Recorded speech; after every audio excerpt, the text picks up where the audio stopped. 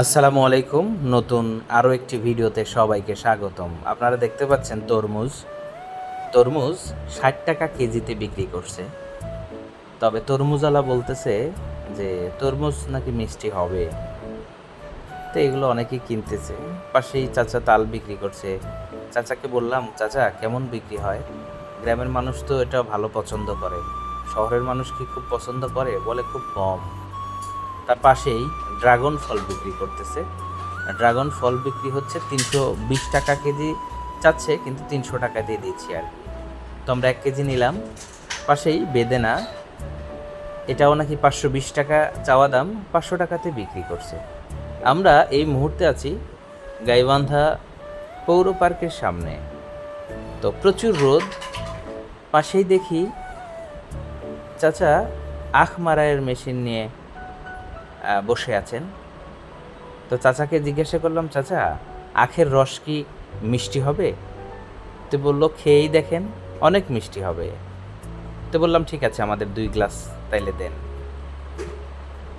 তো এটা একটা আখের হাফ অংশ। এত পরিমাণ রস এই আখ থেকে বের হচ্ছে, দেখেন, প্রচুর রস। আমি বললাম যে এরকম কয়টা আখ লাগবে ২ গ্লাস রস বের করতে? তো বলতেছে একটা ফুল আখের হাফ অংশ দিয়েই ফুল ২ গ্লাস রস হয়ে যাবে।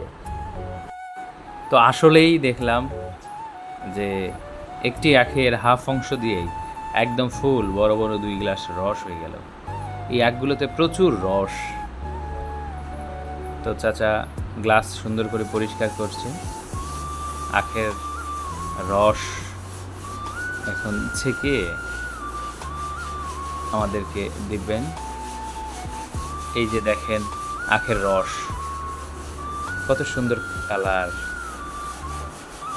এবং আমরা খেয়ে দেখলাম আসলেই অনেক মিষ্টি।